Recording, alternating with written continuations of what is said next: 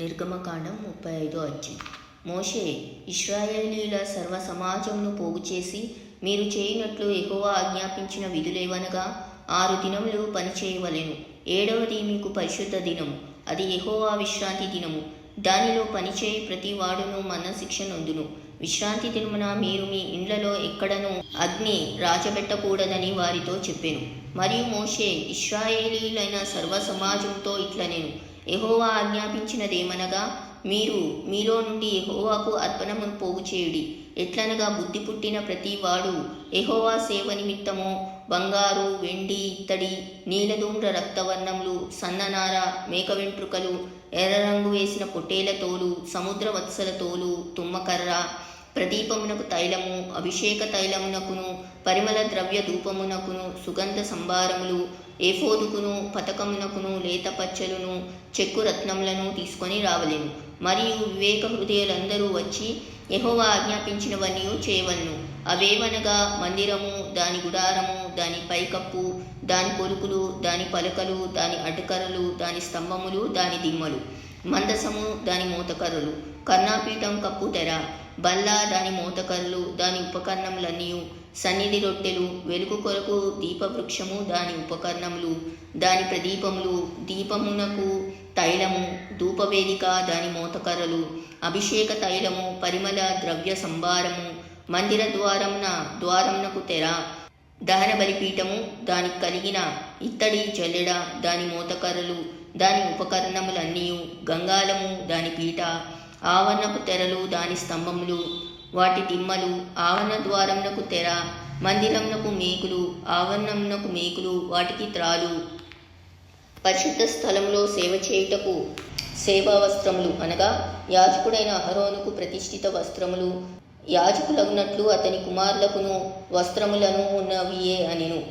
ఇశ్రాయేలీయుల సమాజమంతయు మోషే ఎదుట నుండి వెడలిపోయెను. తర్వాత ఎవని హృదయం వాని రేపెనో, ఎవని మనసు వాని ప్రేరేపించినో వారందరూ వచ్చి ప్రత్యక్షపు గుడారం యొక్క పని కొరకును, దాని సమస్త సేవ కొరకును, ప్రతిష్ఠిత వస్త్రముల కొరకును యెహోవాకు అర్పణ తెచ్చిరి. స్త్రీలు గాని పురుషులు గాని ఎవరెవరి హృదయములు వారిని ప్రేరేపించెనో వారందరూ యెహోవాకు బంగారు అర్పించిన ప్రతి వాడును ముక్కెరలను, పోగులను, ఉంగరములను, తావలములను, సమస్త విధమైన బంగారు వస్తువులను తెచ్చిరి.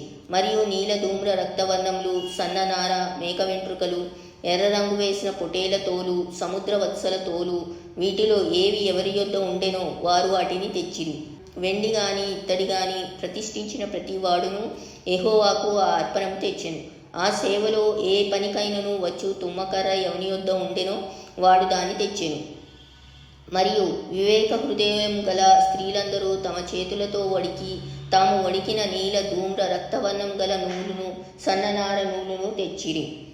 ఏ స్త్రీలు జ్ఞాన హృదయం గలవారే ప్రేరేపింపబడిరో వారందరూ మేక వెంట్రుకలను వడికిరి. ప్రధానులు ఏఫోదుకును, పతకమునకును, చెక్కు రత్నములను, లేత పచ్చలను, సుగంధ ద్రవ్యమును, దీపమునకు అభిషేక తైలమును, పరిమళ ధూపమునకును తైలమును తెచ్చిరి.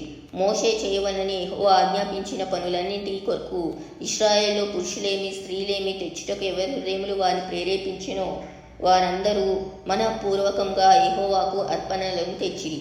మరియు మోషే ఇశ్రాయేలీయులతో ఇట్లనెను, చూడుడి, యెహోవా హూరు కుమారుడును హూరు మనవడునైన బెసలేలును పేరు పెట్టి పిలిచి విచిత్రమైన పనులను కల్పించుటకును, బంగారుతోనూ వెండితోనూ ఇత్తడితోనూ పనిచేయుటకును, రత్నములను సానబెట్టి పొదుగుటకును, చెక్కుటకును, విచిత్రమైన పనులన్నింటినీ చేయుటకును, వారికి ప్రజ్ఞా వివేక జ్ఞానములు కలుగునట్లు దేవుని ఆత్మతో వారిని నింపి ఉన్నాడు. అతడును దాను గోత్రికుడును అహీసామాకు కుమారుడునైన హోలియాబును ఇతరులకు నేర్పునట్లు వారికి బుద్ధి పుట్టించెను. చెక్కువాడేమి, చిత్రకారుడేమి, నీలధూమ్ర రక్తవర్ణంతోనూ సన్ననారతోనూ బుటాపని చేయువాడేమి, నేతగాడేమి చేయు సమస్త విధములైన పనులు అనగా ఏ పని అయినను చేయు వారి యొక్కయు, విచిత్రమైన పని కల్పించు వారి యొక్కయు పనులను చేయునట్లు ఆయన వారి హృదయములను జ్ఞానంతో నింపి ఉన్నాడు.